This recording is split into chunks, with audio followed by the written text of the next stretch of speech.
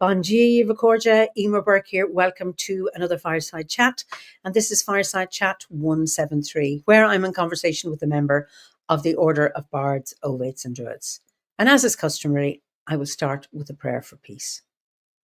Gomara Siacon ar fud na crinne. Gomara Siacon in our Jaili agus in our Jirha. Gunairi linna narcuj garmacha. Gawmij buichas jeev, je chuvdaka is spirit chuvdaka. May peace prevail on earth. May peace prevail in our homes and in our countries. May our missions be accomplished. We thank you, guardian spirits and guardian deities, for peace. As the fever of day calms towards twilight, may all that is strained in us come to ease. We pray for all who suffered violence today. May an unexpected serenity surprise them. For those who risk their lives each day for peace, may their hearts glimpse providence at the heart of history. That those who make riches from violence and war might hear in their dreams the cries of the lost. That we might see through our fear of each other a new vision to heal our fatal attraction to aggression. That those who enjoy the privilege of peace might not forget their tormented brothers and sisters. That the wolf might lie down with the lamb, that our swords be beaten into plowshares, and no hurt or harm be done anywhere along the Holy Mountain, with thanks to John O'Donoghue. So let me see where you're all from. It seems like it's ages since I was here last. We're talking about Calgary. Hi, Sean. Palm Beach, Florida. Beautiful. West Palm Beach. Maybe there's a difference between West and East. Castlegar. I keep thinking it's Ireland, but I know it's Canada. Lovely. Ulster, North Hampshire, sunny North Hampshire. Actually, it's very sunny here, though I think it's due for the temperatures to go back down to low teens tomorrow. Wyoming. Hi, Liz. Love to see you. Berlin. Lloyd is in New Zealand. Dartmoor. Beautiful. South Yorkshire. Hertfordshire. West Cornwall. Beautiful. Hales, Owen. Don't know where that is. Sunny Hampshire. Anyway, you're all so welcome. So today we are going to Long Formacus in some place. Ballinlaw. Yes. Hi, Kevin. Lovely. Finland, Plattsburgh, New York, Denmark, South Wales, Wiltshire. Beautiful. Scotland. Bristol, Aberdeenshire, Worcestershire, Belgium. Brilliant. Italy. Ciao. Great. So listen, we are going to East Devon. Aren't we going to East Devon? We are. And let me introduce my guest this evening is Alex Mosley. Alex, you are so welcome. Thanks, Emear. It's lovely to be here. Are you in East Devon? You are. You're absolutely right. I am in East Devon. Spot on. Yeah. So tell us what Devon is like and East Devon. What's that like?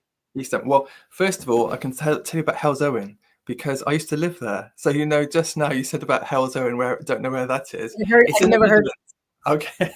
It's in the Black Country in the Midlands. So right in the centre of the country. Yeah. So that's where I used to live. But I moved to Devon about 7 or 8 years ago and live in East Devon, which is not west, north or south. And it is, it's a beautiful part of the world. I live in what's called the Otter Valley. So I live in Honiton, which is in the Otter Valley, and that's like the River Otter that flows down from the Blackdown Hills to the sea. So I'm about 6 miles, or 8 miles from the coast. And it's beautiful. I mean, I just feel really privileged to live here. It's just gorgeous. And it's one of what I found out, knowing that you were probably going to ask that question, I was like, I really ought to know a bit about, about where I live. So I did, and I did a little bit of research, and it's one of the 5 most darkest skies in England here in this area, kind of around the Otter Valley. And you can really see that when I step out of my backyard at night into my backyard, and the sky is so clear, it's so dark, and it's so beautiful that it's like, this is lovely. So yeah. So by darkest you mean the clearest? Yes, sorry, yes. The freest right. from light pollution. That's right. Yeah. Wow. So it's Yeah. the third darkest, is that what you said? Or I the think it's darkest? the fifth darkest in the Do you know league. what the other four are? No, I don't. Hell's Owen, maybe. I don't know. I don't know. Remind me again, why is Hell's Owen? Why is the Black Country called the Black Country? Is that because of the coal mining? I think it is. Yeah, I think it's to do with the Industrial Revolution and to do with all of the coal mining that and all the industry that's there. Yeah. Okay.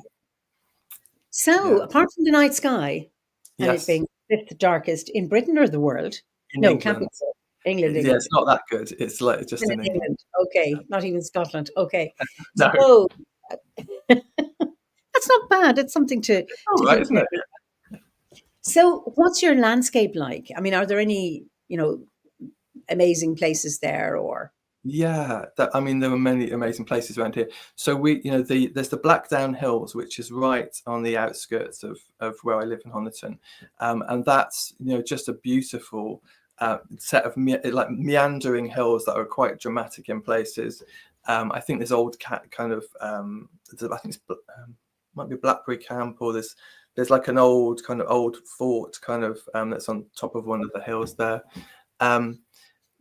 With where I am, I think this area used to be, it was a desert. It was like years ago, millions of years ago, a desert. It's been a swamp. It's been tropical seas. So it's near the Jurassic coast, and that's where so if you were looking for fossils, then just 8 miles away along the coast, there's so many places you can go and find these most amazing fossils. And we're just really lucky that the coastline is beautiful, and it's also an amazing place to get hagstones. yes. Lots and lots of hagstones that you can find on the beach quite easily. So yeah, it's really beautiful. We have a beach, it's on the Waterford coast as well, and it's Cluny Beach, and it's great for hagstones as well. Oh, They're just everywhere. And we have, well, actually, I know you're Devon and not Cornwall, but we have a gold copper coast, which is just, it was once attached to Cornwall. So when you're up there, they used to do some mining, and when you're looking at it, it's like, oh, that looks just like Cornwall. I remember watching Poldark. For those of you who don't know, Poldark is set in mining times in Cornwall. And I was camping in my van on our golden copper coast. And I was looking and I was watching Poldark. I said, wait a second. I'm looking at, and that's what's outside my window. It was just fascinating how close they are, yeah, and because I think that part was once down by the equator. yeah, And, when we talk about climate change, apart from what causes it, but I'm just always intrigued. You said, Dartmoor or Devon, it was a desert, it was a swamp, and how things can change. And I know the Sahara Desert was once under the sea because they have found shells and all sorts of wow. fossils there too. Yeah. It's kind of mind blowing, isn't it? To think that. I mean, to think that this was a desert, not a dessert, which I sometimes say, but a desert kind of around here. With one yeah. But to think of this as a desert, yeah, that's like it's quite crazy. But of course, like it's such a long time ago that these things go in cycles, don't they? And things change. So yeah. And What would say? Liz Hills, who's in Wyoming, she says, so cool about the hagstones. I wonder if they think there's something about that area that makes them more prevalent. I don't know. It may be going, you're talking about that ancient history. I wonder, are they related to ancient worms? Because you get crinoids, which are, I think they're animals, and they're like little tubes. Right. But when they've left the hole or the petrified rock or the fossilized, they leave holes. So you can either get a little worm, Yeah, or you get a hole. And I wonder, because they're very porous, those stones. Are they limestone? I don't know what they are. But it's interesting that that's where it happens. And it's like all sorts of stones, but you can get small ones with, who knows? Pat now says Ireland was under the sea for 15 million years, and we started off as two separate bits of land attached to different subcontinents. Then we crashed together and bonded. Well, we did indeed, Pat. And the crash together is anyway, we go no further with that one, but it's lovely. Liz says she loved Goldark, the actress pretty. Oh, indeed, absolutely. And I watched both editions. One when I was a teenager, and then one in I think it was around 2015. So yes, just lovely. And then Alan Bruce says it would be nice to live in a desert too, though. Yes, it would, Albie. With the sweet tooth, yes, yes. Well, la dolce vita, come diciamo in Italia. So the sweet life, that was brilliant. Yes. Oh, lovely. So, Yeah. anyway, tell us about your background. I suppose your spiritual background. Yeah. Wow. Well, a spiritual background. So, yeah, it's been it's been a long road. It's been a 30-year road to where I am now. So, and I started off when I was 18, probably kind of, and what kind of reflecting on this, I've come to realize that why I started looking into spiritual things. Like when I was an 18-year-old, I was scared stiff of life. Like really, I was a gay teenager who really didn't want to be gay, who really couldn't tell anyone, you know, that's my sexuality, and my emotions were just a mess. Like I was really I just needed some control. And you know, there's different routes you can go down, and I chose, for some reason, I came across the spiritual path, and I think for probably the first 15 to 20 years of my search, it was about controlling my emotions really, rather than me being me, which is hopefully what it's turning more into. But my path's been kind of varied. But I started off with kind of an esoteric movement that was based in Birmingham near Halesowen, and I started off there, and I was just interested because they talked about psychology. You know, I went to like one of these introductory talks, you know, at the Central Library. They had an introductory evening, talked about psychology and, you know, your ego and your identity. And I was like, oh, that sounds really interesting. But then this kind of threw in these magic words like astral projection and meditation. And I was like, what's that? You know, what it sounds, something in me went, that sounds amazing. And so that, you know, then I thought, well, I'm gonna try this out and see what it's like. And I did, and that was it's interesting because that movement, which I won't name, but it's kind of there's a Gnostic element to it. It's kind of there's a Christian aspect to it. But I was in that for 7 years, from the age of like 18 to 25. And it's a long time really, and for that period of my life, you know, you change so much during those years. I learned loads and loads about those kind of things, but increasingly over the 7 years, you know, there was a teaching that you can actually just, if you pray hard enough, you can change, right? You can change your sexuality, you can change who you are. Oh yes. Did you know that one? Right? And it's, well, what I would say is it's not the healthiest thing to believe. If you're a gay man, young man, and you're really trying really hard to be somebody other than you are, it wasn't working. Obviously, you know, I wasn't changing me. So I learned so much about psychology and esoteric things. But ultimately, I would just remember this one night where I was lying on my bed in my room. I was sharing a house at the time, and it was like the penny dropped. It was just like the penny dropped. Do you know what? This isn't gonna happen. This is not gonna happen. So I just literally, of course, I think there was something else going on. Something was almost like whispering to me, things need to change. So that night, I decided to write my letter to like the people at the centre in the movement, and I just wrote my letter and said, I'm leaving. I didn't say why. I just said it's not right for me anymore, and I sealed the letter up. And then it was like 8 o'clock at night, and I got on a train to go across the city to post it that evening.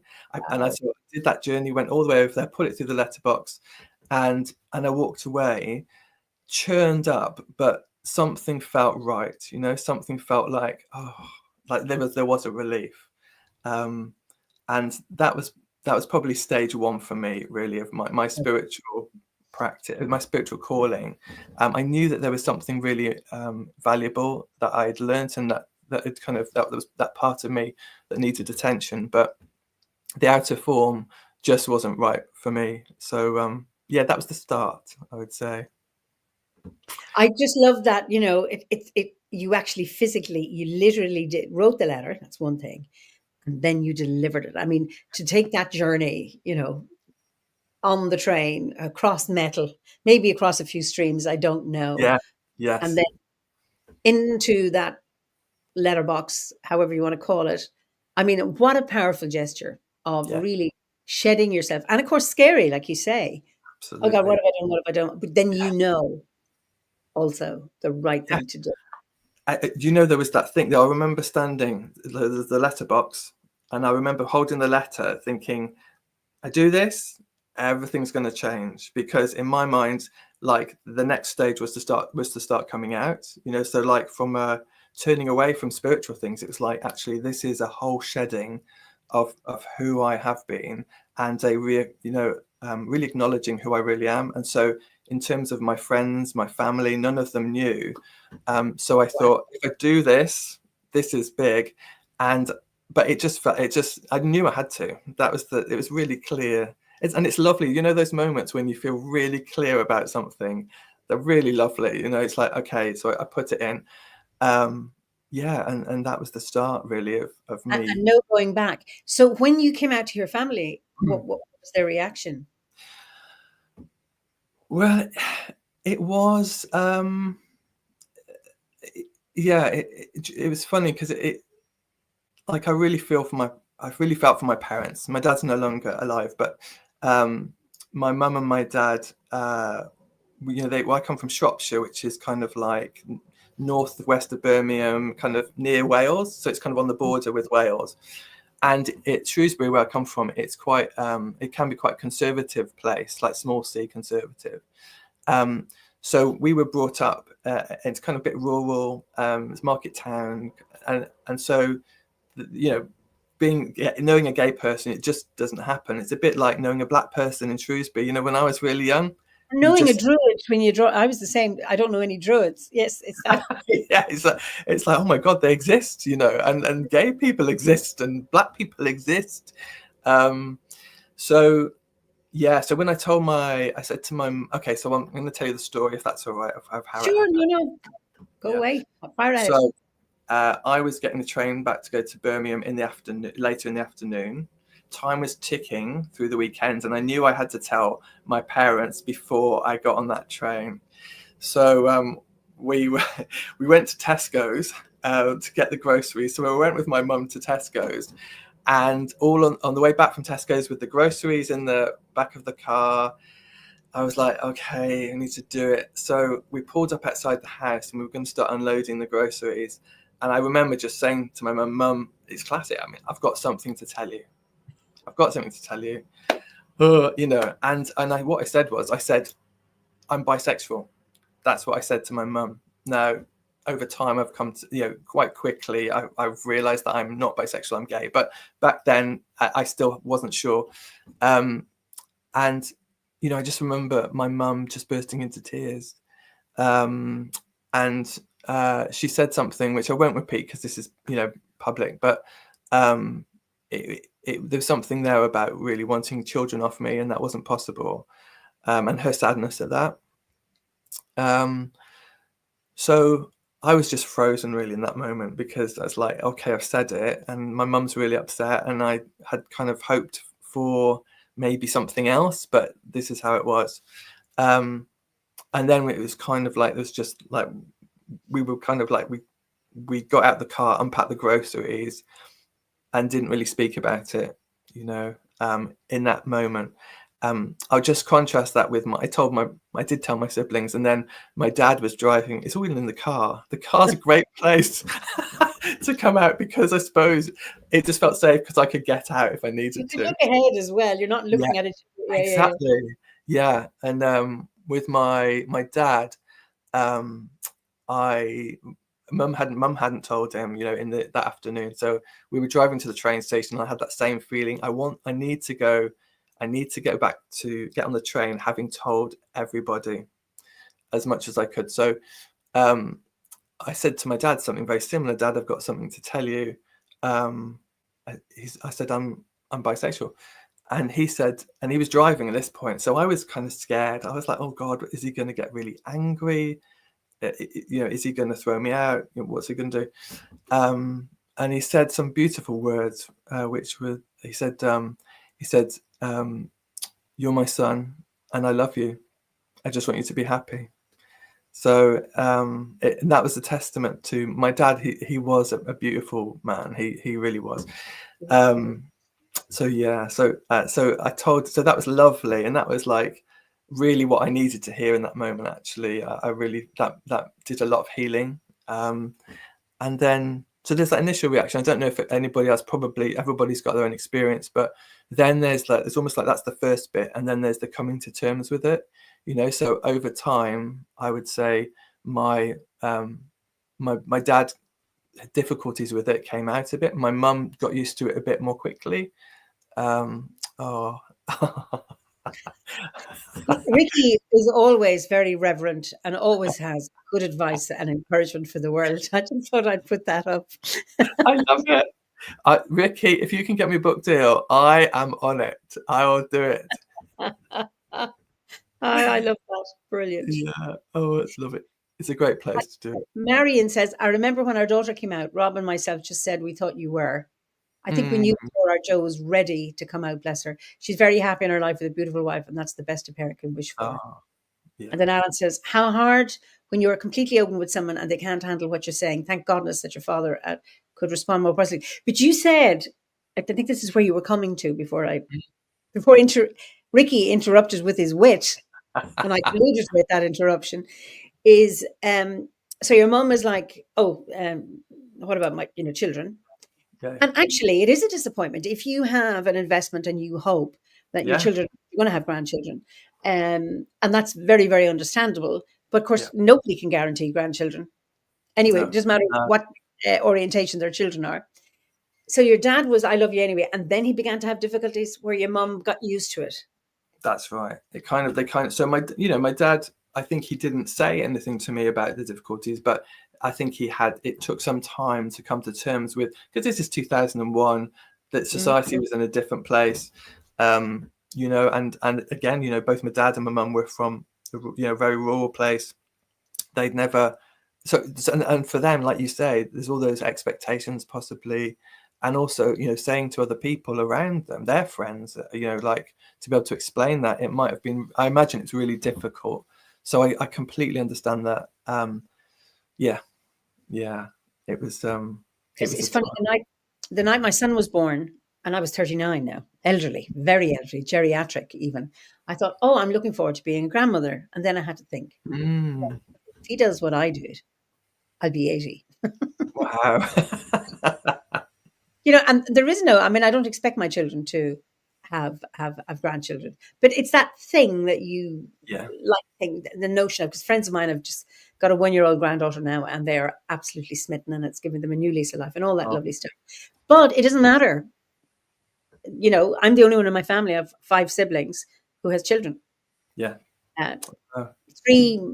aren't in relationships, and my other, they haven't been able to. And it's all of that. So it's there's no guarantees about what. And Ricky makes a good point. It can be hard to come out, but equally, the person you come out to never gets the chance of a dress rehearsal. Yes. And often, I think, when you're coming out about whatever it is you're coming out about. Like when I came out to my family about being a Druid, my siblings were fine, but my mother wasn't. She's fine now. But, how do you give somebody, by the way, I'm going to give you some news that's devastating, and I'll give you a few hints. You can't do that. And you take them off guard. And then people they see you in a particular way and they have hopes for you. Be it, you're going to stay in the family religion spiritually, or you're going to hold on to family values that we've worked so hard to teach you, or your sexual orientation, or having or not having, having children, because that's what you're meant to be doing. And, or choosing never to get married, or whatever it is.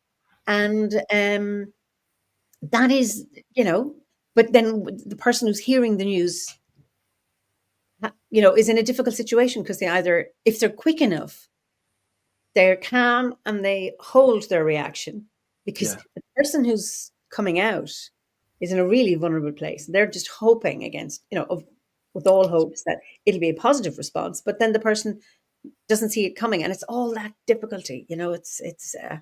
It's so difficult, and there's those expectations, that we all that might have built up for years. Like equally, when you come to thinking about yourself and coming to terms with being gay, I had I can have kids. I don't have children, but I can. But Yeah. equally, there's been a part of recognizing that, I'm not going to have the traditional wedding, that male female wedding that I kind of would. You brought up, you absorb it from the culture, you absorb it from films and TV, and the expectation when you go to family events, or you're seeing a nice young lady, all of those things. So there's something that gets shattered, but it is also about those moments, I think, when there has to be a level of, even if not initially, but at some point, hopefully, a sense of understanding and compassion on both sides, that it's difficult. It's really difficult for everybody concerned, and hopefully space for apologies at some point if they're appropriate or needed. But because ultimately, when you come out to someone, you are showing somebody your real self, and ultimately, that's the relationship is about two people being themselves, hopefully. Orowana says, my son is gay and I'm really having a tough time accepting it. It Mm, makes me sad. And yeah. and I'm not too sure what part of it's making you sad, Orowana, but for some it can be, I'm really worried about your safety. Yes. We're living in a homophobic world. I want to protect you. I don't want you to lose your job. I don't want you to be beaten up. I don't want you blah, blah, blah, blah, blah, Yeah. or whatever. And then if you go back to the 80s, with the AIDS crisis, all sorts of things that you worry about. Yeah. And often it can be just, I want to protect you and keep you safe. Yeah. But then, straight women aren't safe. Neither are lesbian women anyway. No. Things happen to people all the time.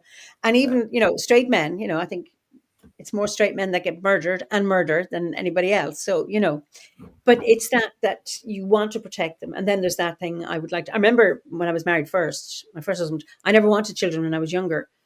So I told my in-laws and my mother, I said, don't be expecting children. Because I know people say, oh, have you got any news first? And I go, no, Yes. not. I'm just not having them. And then that happened much later in a second relationship. So, so it's a hard one. Uruana comes back. It started as shame, then I'm embarrassed, and then I feel disappointed. I feel guilty saying that, but it's been a lot of emotion. Well, you know what, Uruana, you're really honest, and I think you're probably voicing feelings and all that complicated, with all of them, like the shame, the embarrassment, the guilt, the disappointment, all of that, and sadness, all holding all of that. That must be really, really hard. So thank you for your honesty, Yeah. Yeah. And Trey says, who's in Scandinavia, I'm surprised about this being so hard on people now in 2025. Well, you see, it all depends on where you are. I mean, you're talking about 25 years ago, praying away the gay. And in Ireland, we've same-sex marriage. When was that voted in? I can't remember, a number of years ago. That's completely different. And it was interesting. Gay couples could adopt before they could legally get married, which is, Wow. and yet the no people were saying marriage is about children, and two Yeah. gay men can't have children, and well, two gay women can't either, because you have to have a man and a woman to create a child, type of thing. So now It's Marion says, well, isn't it? Sorry. Marion, who she mentioned her daughter Jo, our Jo's been beaten up for just holding her wife's hand and walking home. A lot of intolerance out there, and that's in the UK, but we love them. 2016 is when the same sex. It's 9 years ago. Yeah. Uruana says, I'm a 70s baby, so it's a generational thing. Maybe, I don't know, I'm accepting it now. I hope you can come to terms with it, because I suppose when you have children, you don't necessarily get what you think you plan. I remember when I was pregnant, I didn't pray to have a healthy baby, as a lot of people do. I prayed to have a child I'd like. Oh, wow. Because I never felt liked myself. So Yeah. I do, and I like my kids. I actually enjoy their company. I like being with them. I love them. That's a given. But Yeah. actually liking them, and it's about, I hope you can, because you don't get the children you think you can tick a box and have a little menu. It doesn't work that way. You get all sorts of children who will actually mirror you, challenging you. I remember my husband used to say when I'd be around with my son, he was 2 and the big child here, he'd say, "You're looking in a mirror." That Yeah, this is karma. they just reflect back what you're saying. So, Yeah. um, and Liz says, "I never wanted kids and fielded incessant questions about relationships and kids when I was a teenager and young adult from grandparents. Frustrating." Yeah, there's something about grandparents. I'm not a grandparent yet. Maybe I might be, but I'm Yeah. at the age where I can say anything without any, it's like grandparents or older people think they can say what they like without filtering.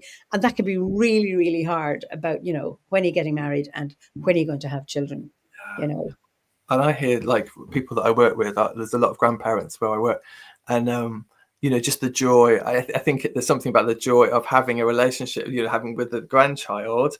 It's not the child, but it's the grandchild. So you can get, all the other bit. You can almost. People have said to me, I can enjoy it now. Being a grandma or granddad, I can enjoy looking after them now because they're not mine. Absolutely. Howard, my late husband, he had 5 children before we met with his first wife, and she died.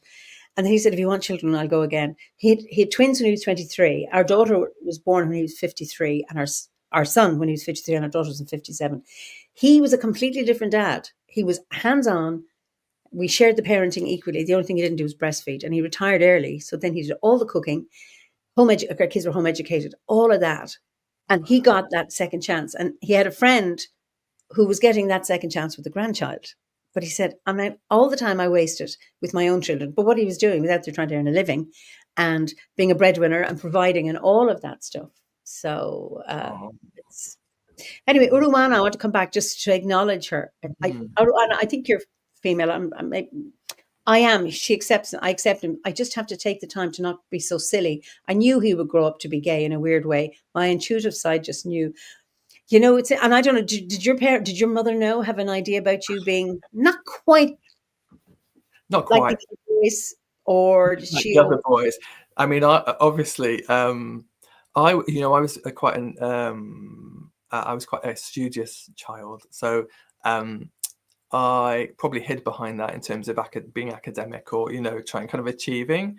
So I never I did have other male friends when I was at school, but when I got to puberty around that point, I think that's when I went, hold on, this what's this feeling towards some of my friends. So I was like, ooh, separating a bit. Yeah, sorry, what was the question, Emear? I've forgotten. I didn't ask you a question, did I? No, I was just accepting. No. Oh, yes. Sorry. Did your mother have a sense that you were gay? Well, what I would say is, she said no. My dad said no, and but what my friends said, that when I came out to them, they said we didn't know, but one of them in particular came back to me and said, "Look, thank you for sharing that. Really, we're here to support you." And they said it explains so much. It really explains everything, because I think I kept myself at a bit of a distance from my friends emotionally because I was scared that they wouldn't accept the real me. So, or they could always feel that. So that was quite nice to hear, actually. And I know if other people have come out to their friends, and they go, "What took you so long?" Absolutely, We yeah. all knew. We could We see knew. it. How did you know? It's like it was obvious, But yeah, Yeah. there's lots of comments here. Mm. Sylvia says the non-binary perspective is a joy for some and a mystery for others. So good to hear your experience of courage. Blessed be freedom. And then Liz, who hasn't conformed, wonder if part of a difficulty of accepting is that the parents, etc., have accepted the overcultural scripts and never had reasons to question until the point that children don't fit expectations. And I think you make a really good point there, Liz. If everything's going fine, then whatever culture you're brought up in, that's the norm. Yeah. That's normal. that's life as it actually is, until the outlier comes along and then isn't conforming to whatever the expectations are, and then the challenge comes. So It's the crack, isn't it, as well, though? It's like that crack of light, because it's like something cracks open. It's like other possibilities are possible then, you know? It deepens, I think, as well. yeah. And Marion again. Marion, I know Marion, and her husband is Robin. I just love this. Each of our 5 children have grown up completely different. We've 8 grandchildren, but one of our children decided not to have children because the world is going through such difficult times. They do not want to bring a child into it. That's a hard one too, because there's a part, I'd love grandchildren, because my daughter would love children.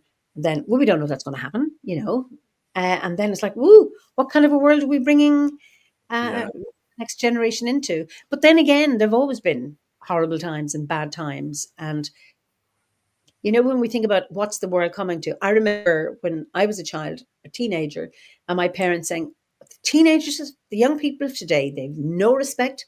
They don't care for their elders. They don't care about anything. They're me, and they're this, and they have no morals, and yada, yada, yada, yada, and they're all lazy. Yeah. And then I hear people who are half my age talking about, my God, those teenagers. I mean, when we were we never behaved like that. And I said, you're half my age and you're sounding like my mother. So I don't know, is there always? But you know what? I'm sure there's a quite. I'm sure I used to do sex ed. I used to deliver sex ed in schools, which is hilarious. But like I used to start with a quote, and I can't quite remember it now. But it was something like, the quote was something like, teenagers these days are out of control, they don't respect their elders, and they're degenerates. Basically, that's what it was. Yeah. And anyway, the quote was from, it was someone like Seneca. It was someone like 2,000 years ago. I thought it was Aristotle, but then when I went Aristotle, it might be, yeah. It could have been Seneca.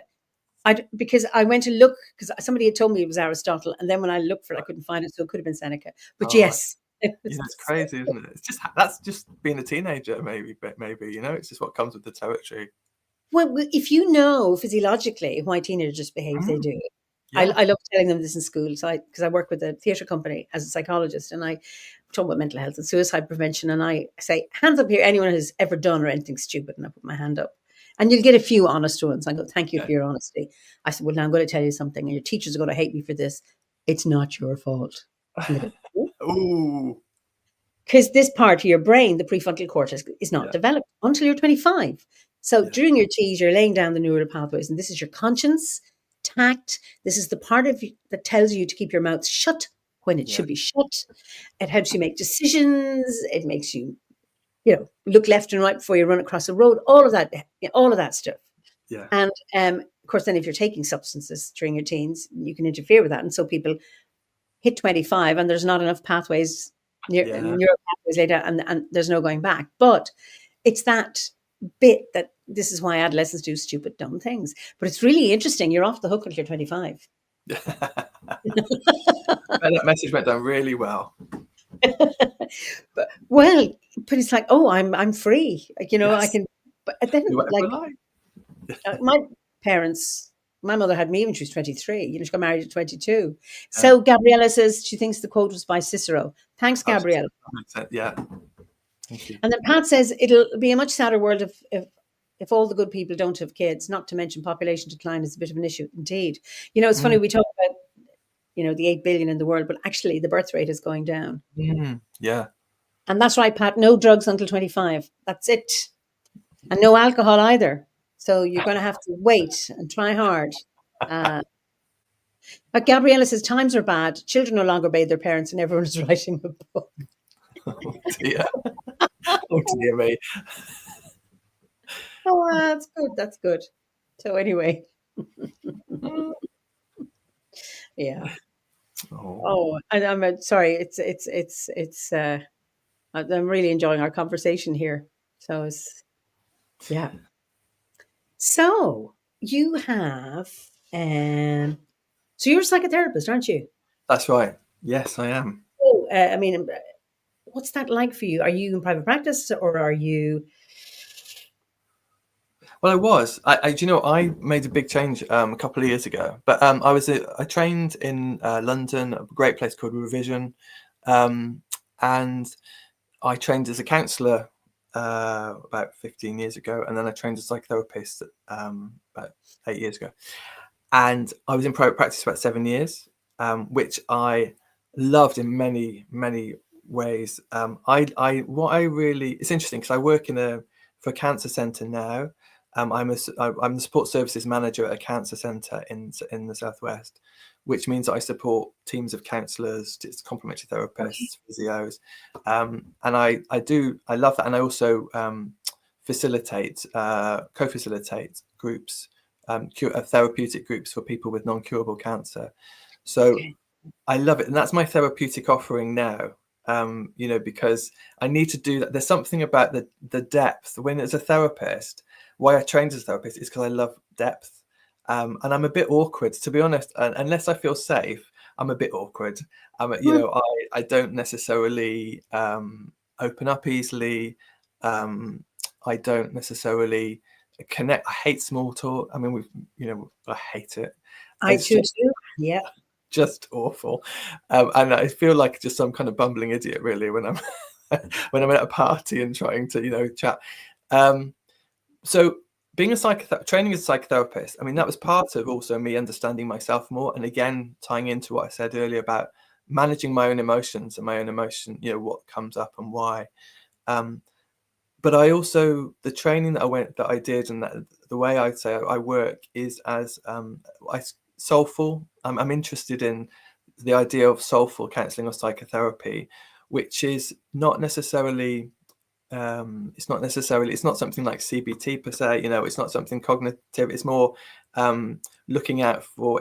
There's quite some Jungian aspects to it, psychodynamic aspects. But it's about listening to the whispers. Kind of what else is in the room here? What's really going on? If we were to imagine what's really happening here, what could be happening? So different lenses, different images, different archetypes, maybe gods, and spirits, so just kind of working at that level, and very relational, because ironically, for someone who feels a bit like a bumbling idiot over small talk, I love I really am a relational therapist. So for me, the joy of working with somebody, and me being in therapy as well in the past, it's the relational bit. It's the bit between you and me. And I just, that there's something about it. It's so rich, and it's really challenging at times, but it feels like this is what I'm meant to be doing. Like I'm meant to be in relationship here with you. So I love that. And it's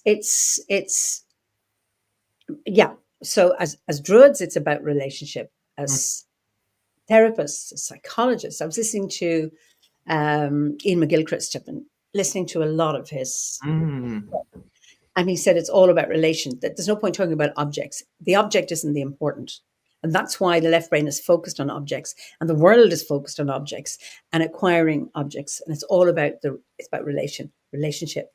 Yeah. And that is, the interconnectedness of all things, that World Wide Web, not internet. I'm talking about as druids tapping into that, and how important that connection and the magic of sitting with somebody and really having that, what Carl Rogers talked about, that I thou connection, and that he claimed he wasn't spiritual, but he was. That it's like it's the divinity in you connecting with the divinity in the others, however that is manifest.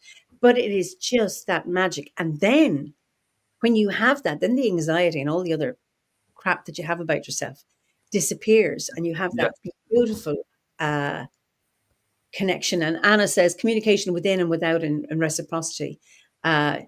Just absolutely wonderful. Relationship. Go on. Sorry.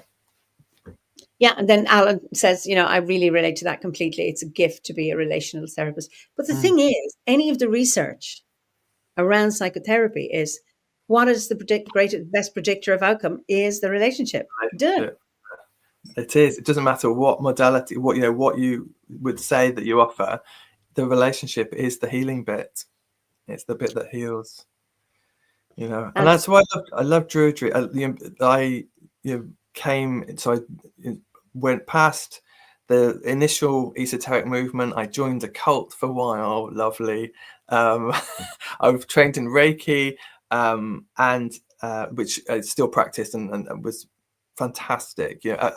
Fantastic. But when I came across Druidry, there was something about, I think I was getting to a place of moving from I'm trying to control everything to actually I want to be accepting of myself and I want to be myself more. And how do I fit in here in this world? What am I made up of? How do I fit in this world? What's my purpose? What good can I do in the world? How can I serve it? But also, like Nate, I think I remember going every Sunday. I used to go to the Clent Hills, which are in the Midlands, and I noticed that was the place I felt so much more at ease. Walking through the forest, it took a while for me to realize, oh, that's my anxiety management, if you like. It was going to the woods, going into the forest, and something within me just dropped. And over time, I just felt like, oh, I really need this. I need this connection. And that's kind of what started me off in terms of started looking into nature spirituality. And then, I was reading, I got a book. It's the Book of English Magic. Philip's book. Yeah. Which is just brilliant. And I read it, and I probably read it in like one sitting, like through the night, because I was like, oh my God, this is amazing. But when I got to the bit about druids and druidry, and I'm sure many people have felt this too, it's like, what, druids exist? What, really? There are things called people called druids, and they actually go out and they have ceremonies, and their lives are attuned to nature, and there's magic, and that was it, really. That was when I googled druidry and found the order. Actually, it was from that experience, from Philip's book. Beautiful, beautiful, beautiful. I love that. There are druids, because I knew about druids from the time I was a child. I was taught about them in the school, the stories, but I didn't know they existed in these times. And somebody had told me, even when I was 20, you're going to be a druid, and I'm going, no, what are you talking about? No. Even when I was 30, it's like, no. And then by accident, a book hops out from a shelf in a bookshop, and it's like, oh. And then about just Cassandra Easton's book, and she mentions at the back of the book, and that was it. I'm just these synchronous events that when you're ready, and something happens, you get that you bought that book at that time, you read it, and then wow, same here. Yeah, that synchronicity. It's like there's something, and sometimes you don't know at the time, do you? Or you kind of, these things happen, or you'll look back and you go, oh, like that makes sense. And I was ready. And 5 years before then, there's no way, or a year before then, I would not have responded in the same way. But I was ready at that moment. It's like ripe. It's like when the fruit falls from the tree. That was me. I was ripe and ready to go. That's exactly it. And I know I've been told over the years, you should be doing. Why don't you? I go, no, not for me, not for me, not for me. And then a few years later, I do, and they go, well, we told you that. I said, yeah, but I wasn't ready then. Yes. It's that. It's when the fruit is ripe. Yeah. When the wine is matured, or whatever it is, when the mead is ready, that's when you can have it. And it's about waiting. Ricky has found this quotation from from Aristotle, actually. That's what I did think. Teenagers these days are out of control. They eat like pigs. They're disrespectful of adults. They interrupt and contradict their parents. They terrorize their teachers. My God. And that was according to A to Z quotes. Now, whether they're accurate or not, I don't know. But I just think. That's such a brilliant quote. Oh, lovely. Pigs. Oh, brilliant. Thank you for that, Ricky. Always a font of knowledge. Brilliant, brilliant. Yeah, Papa says it's within relationships we see the mirror of ourselves and learn to live. That is beautiful. Yeah. Yeah. And I think, I'm a member of Cornovy Grove in Worcestershire. So hello to all the Cornovy people. Who's in the Cornovy? Can you say that? There's Keith Southall, Oh, Um, yeah. Yes, of you might course. know. Right. And Briar Noonan as well, and there's Francis, and there's Zeba, and lots of people. So hello to everybody out there. So I find, and also I recently reconnected with the Dartmoor and South Devon Grove as well, with Yes, Bill and, because you and moved down south. Barry. Yes. Yeah, which was lovely at the Gorsedd. So I'm kind of connected to the two groves, and honestly, I don't think I realised what having a spiritual family would or could be like, because it's beautiful. And I've thought a few times over the last 5 so years. I thought, oh, how much am I being a druid because I love my grove, as well as actually for being a druid for its own sake. But it is both. But when we meet up, when we meet as a grove, those what Poppy was just saying, and how Poppy's part goes to Cornovia as well. The connection and the relationship that we have it's just beautiful. It just feeds something within, and to know that we're there, and to know that I'm there with people who have some similar perspectives, not the same, but some similar perspectives, and all care for each other, it's magical. That's magic in itself, really. Oh, yes, it is. It is. And I mean, it's community is so Yeah. important. And ritual is important. Meeting for ritual, and that's the glue that binds community together. It can help over a healthy community has Yeah. recognizes the uniqueness and the individuality of its members, and that's one of the healthy things about OBOD is that we welcome diversity, where Yes. there are other groups, communities that they're close knit. They'll wrap their arms around you as long as you conform. And then you hear from some who said, then I stepped out, and then it was like, no, you can't do that. Mm. So, a healthy community is where you have that wonderful relationship. And what I love about, when you first join the order, you first get the teachings is welcome to the order. You've come of your own free will, and you can always leave, whenever you wish. So there is no obligation on you to stay or to conform. I mean, obviously we share values, and there's certain group norms of behavior. You're talking about decent, but nothing about dogma or beliefs. And I think that's so healthy. Yeah, totally. Because for me, finding actually, if there'd been any hint of that I wouldn't have gone any further. I'd have been off in the trees somewhere else. But You there's already something. left that, so did I. Say that again. You'd already left one of those, and why do more? If Yeah, they I say, mean, you live and learn, right? So that's not that. And what you say about diversity for me, and I'm finding that out in my workplace as well. So I'm in a management kind of leadership team, and the focus of there's almost like sometimes when people think differently to you, there might be a temptation to go, almost like to demonize them because they don't agree with you, because they don't think the same. But that's so unhealthy.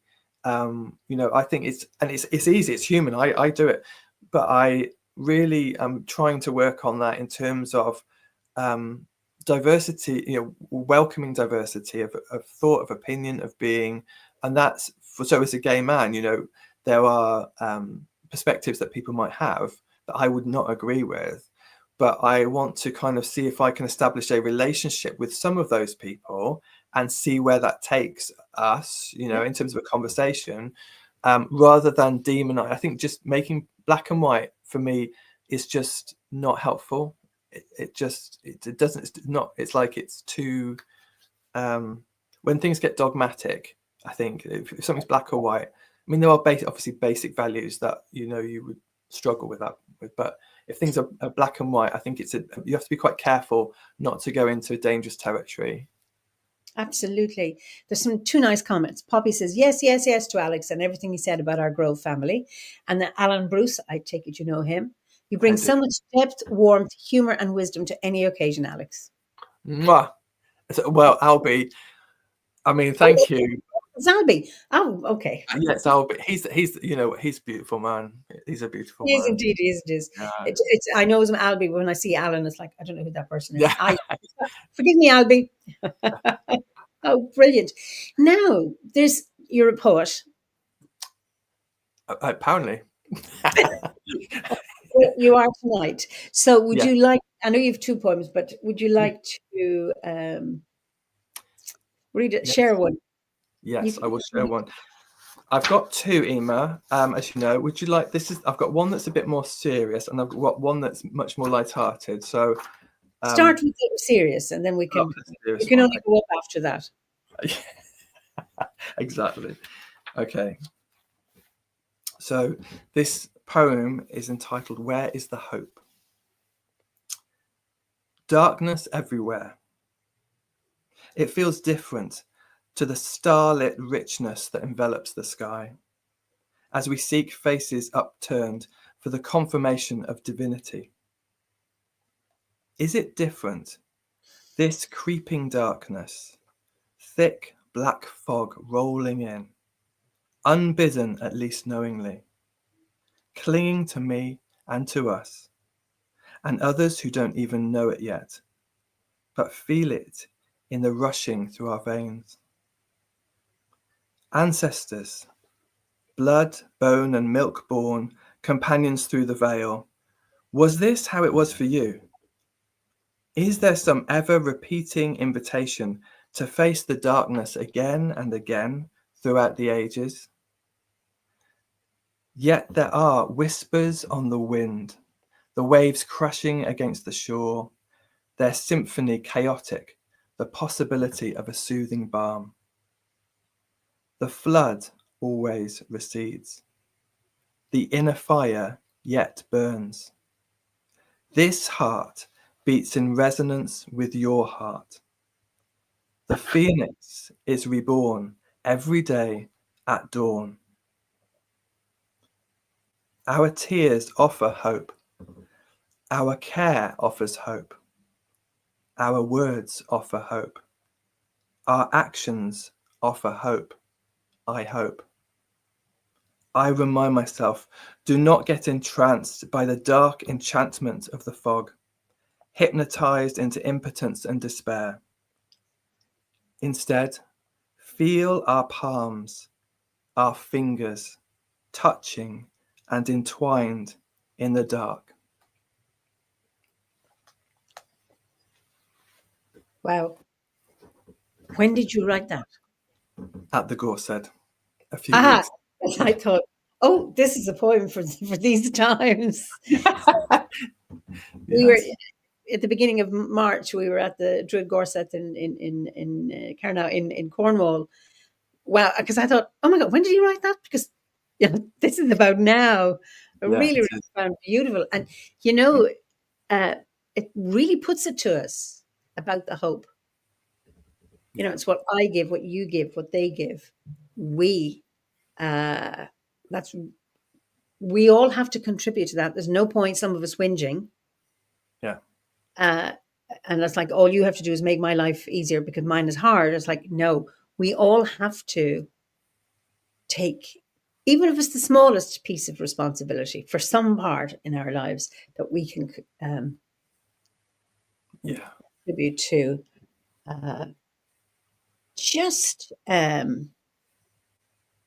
Wow, that's really profound. Thank you. And Morgan says, what a beautiful poem. Lovely imagery. I've really enjoyed the whole conversation tonight too. Thank you. Lovely poetry for all time. Most excellent. Isn't that lovely? Wow, that's deep. Beautiful poem, Alex. Thank you. That's love from Becky and Andy. Big up Cornovi.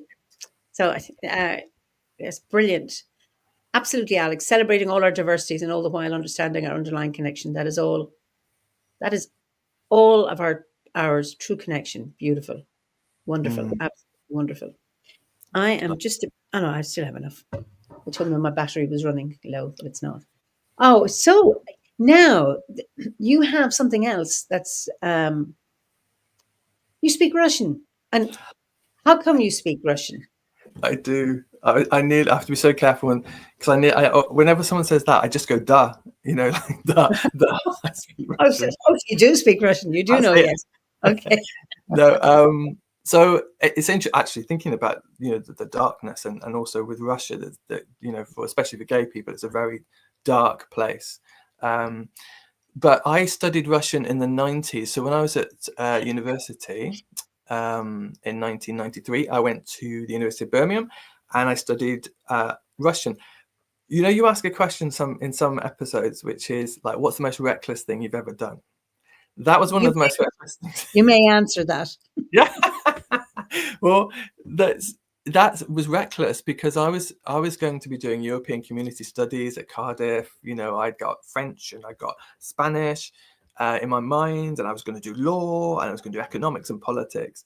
And I was 18 and I was, you know, set for university. I would count myself as a linguist. I love language. I love languages and speaking other languages and cultures. That's always really appealed to me.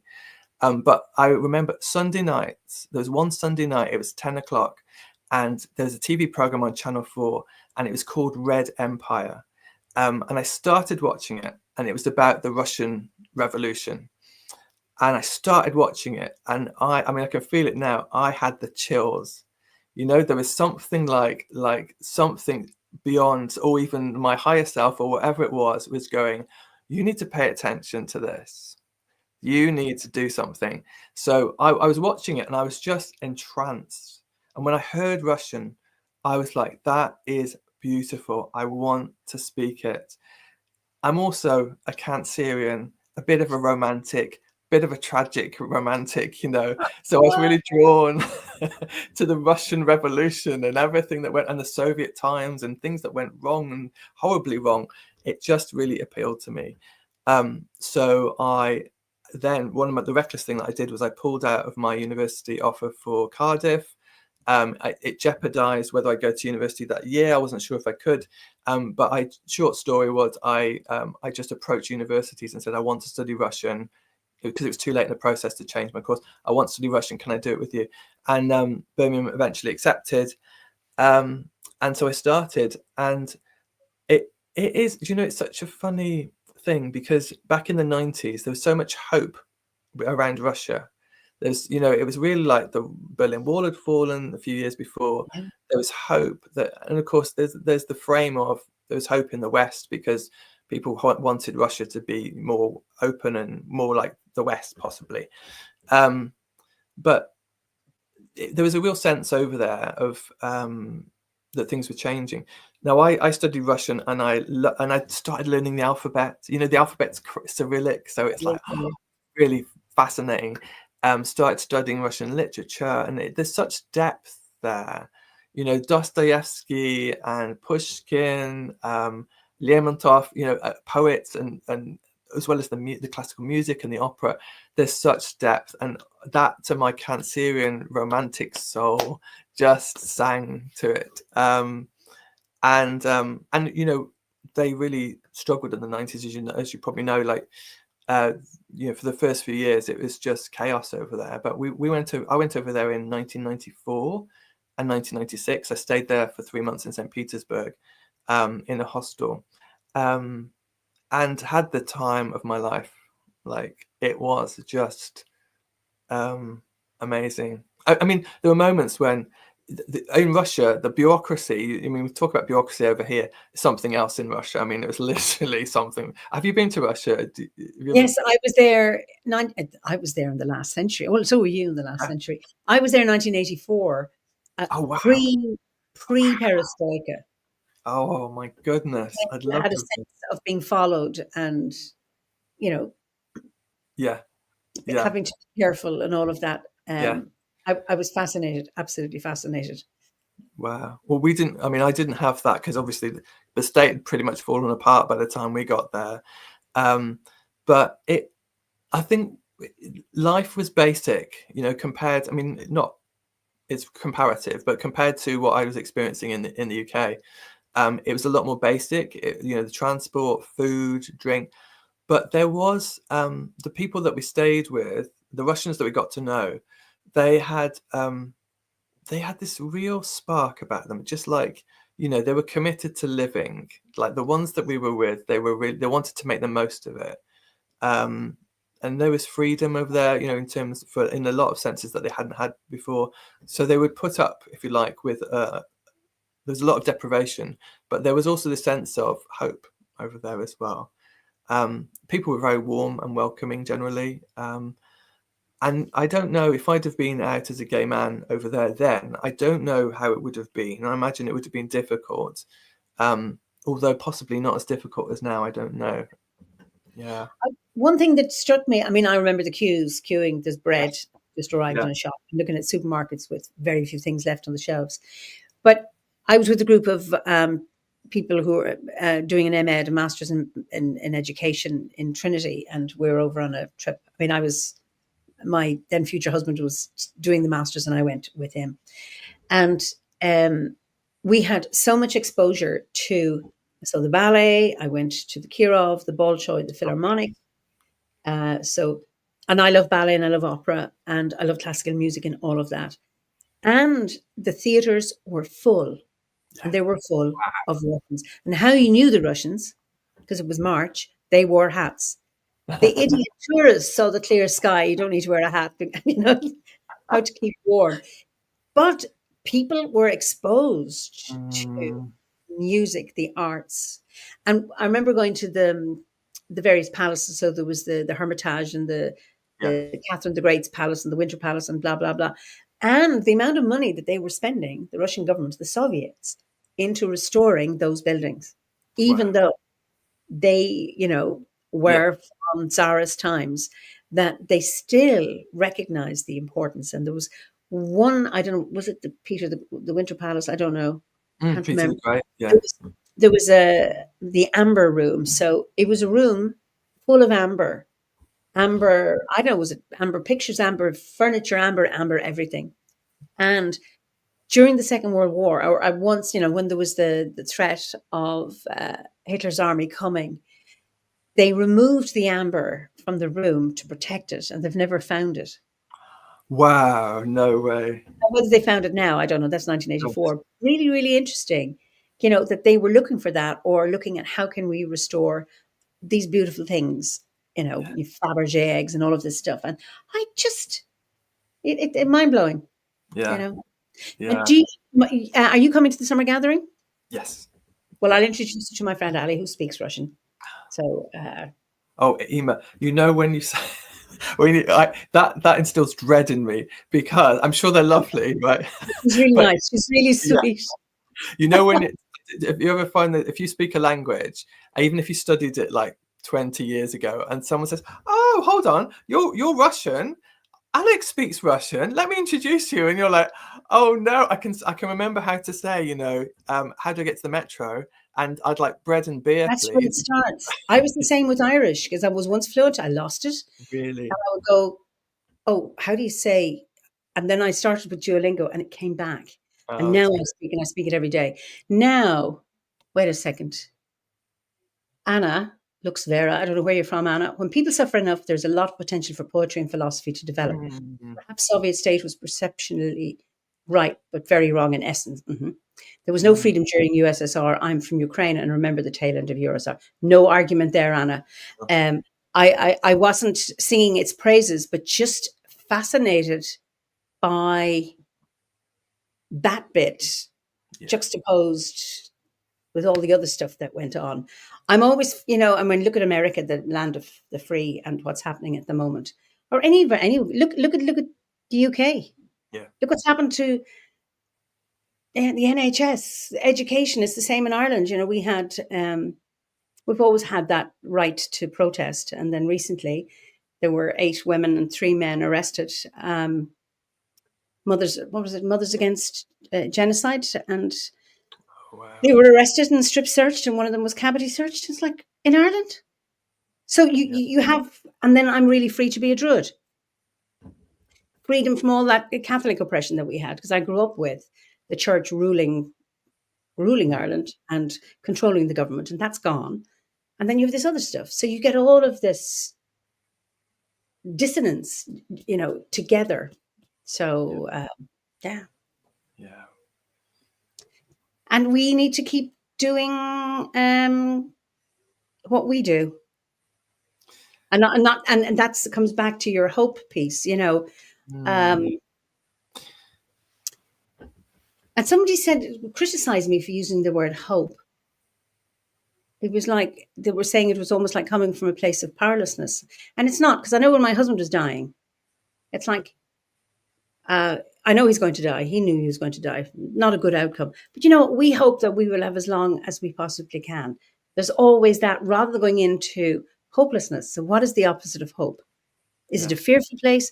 And hopelessness is terrible, because that's what gets people into depression, taking their own lives, giving up on things that, stupid hope, maybe blind hope. But you know, who's to say whose hope is better than somebody else's? But I do think, um, it's up to us to tap into that with all the stuff that's going on.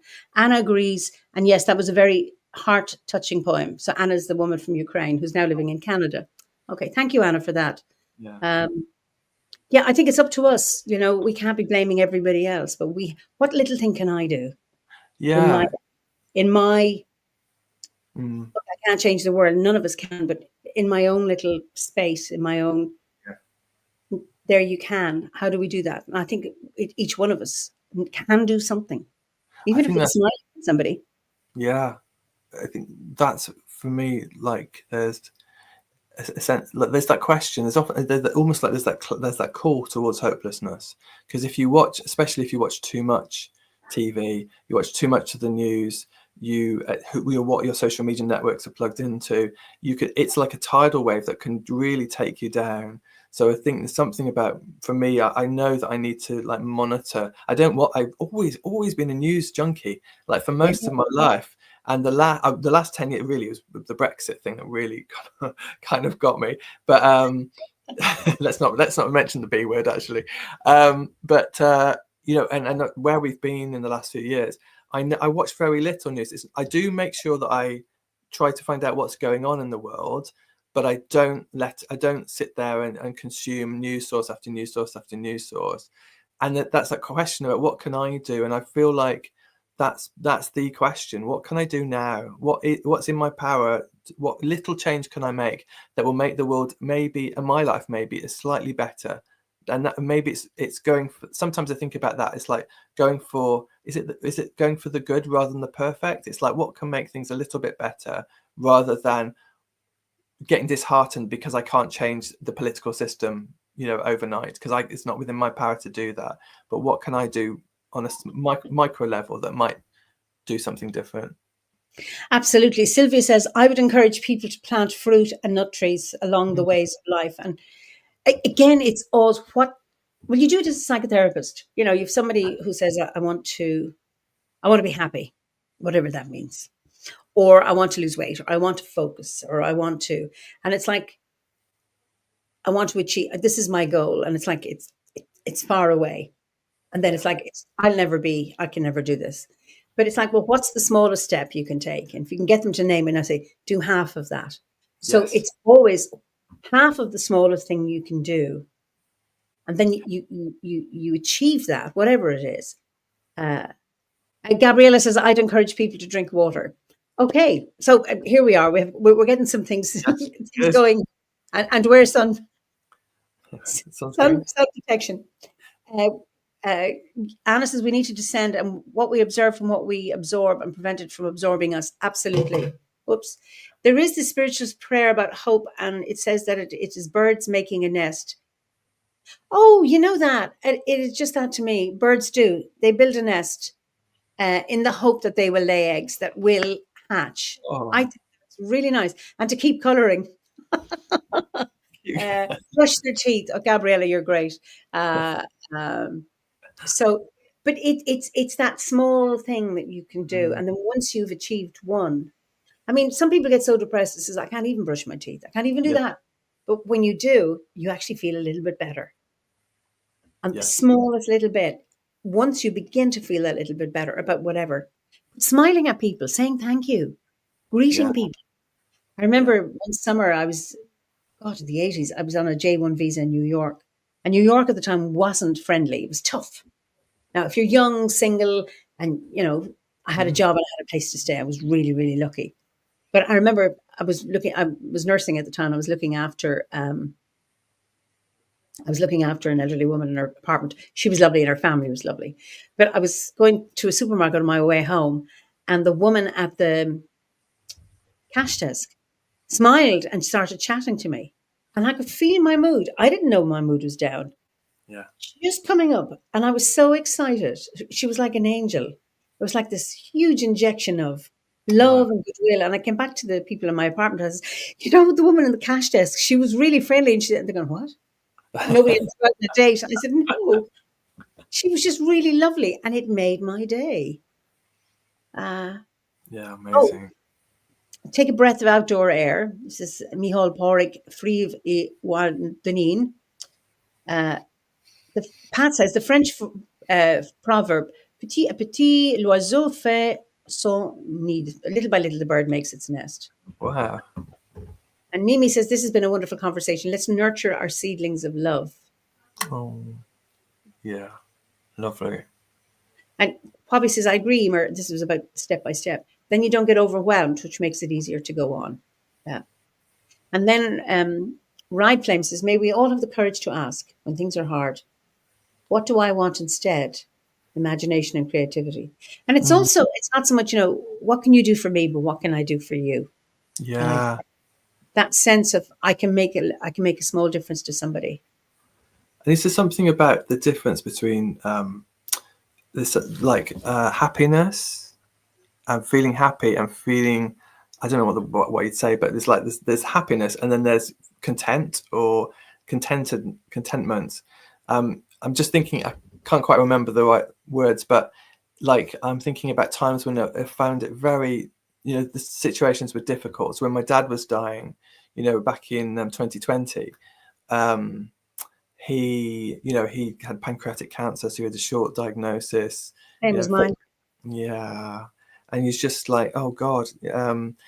But what made that supporting my dad alongside the rest of my siblings is one of the most meaningful things I've ever done.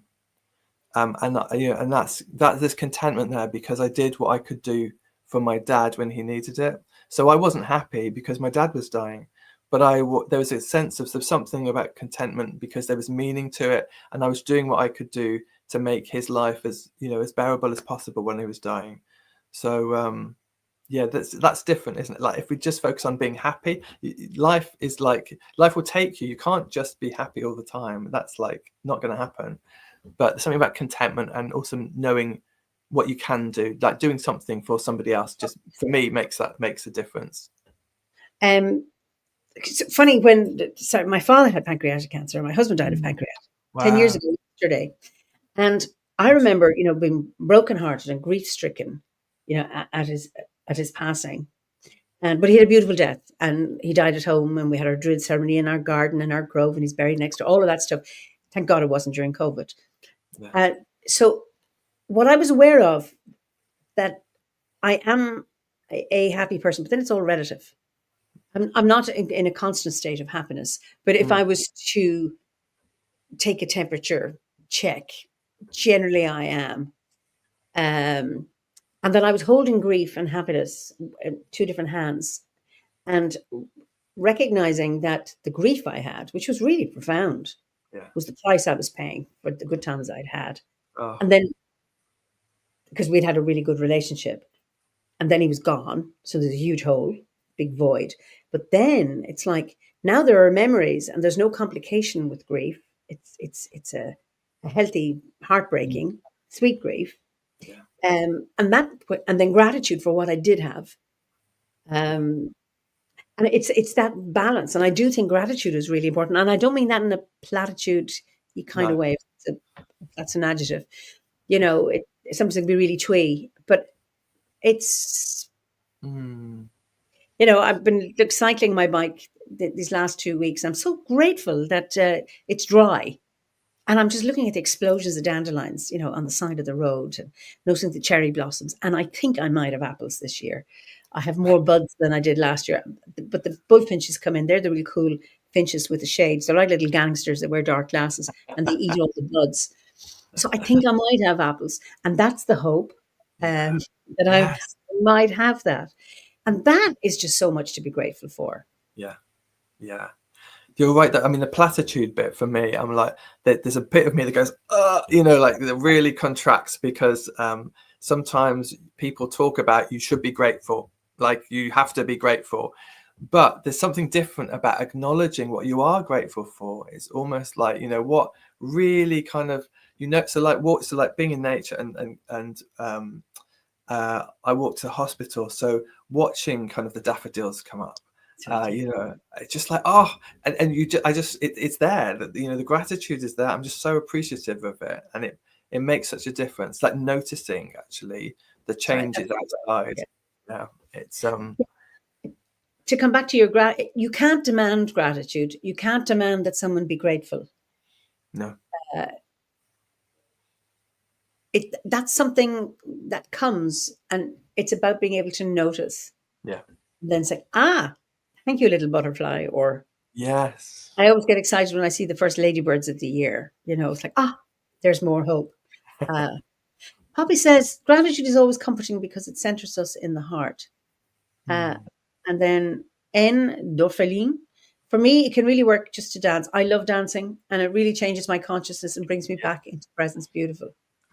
Okay. And Sean says, the practice of gratitude helps break black and white thinking, minimizing the positive and maximizing the negative. Oh, yeah, it helps break that one. Yeah. Mm-hmm. Nice. Yeah. So there's been a request. Sorry. We're talking about step by step. Pat had mentioned, what is it, one day at a time, sweet Jesus? That's all you're asking of me.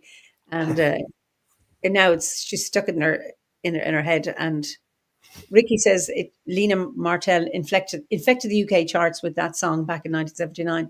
And Pat says, Druids don't curse people, but if I did, we get a song. But anyway, it's a little bit of irreverence there, Patricia. Somebody asked for your light-hearted poem. So are you ready? Oh, I am ready. Yes, I'm ready. Okay.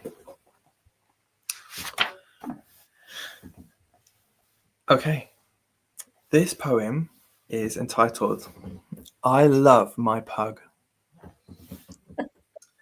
My pug has a beautiful mug, a wide face, big eyes. Some say ugly, but I say what a fucking delightful nugget of love. The snorting, the wheezing, the owner pleasing, all with the aim of the next lump of cheese and whatever else she can lick off my plate. That delicious curly tail, helicoptering around, it can't fail to get her a get out of jail free pass, no matter how many times she tries to kiss me after eating out of the cat litter tray. Oh, what an unconditionally loving poem for your pug. I love my pug. I don't have dogs at the moment, but I had Cavaliers. They were my first dogs, and I thought, they're so cute and sweet. But then the noise and that, I can't have them near me at night. I have to plug myself in. It drives me cuckoo. But I do get them, and how dogs are messy. They're not clean.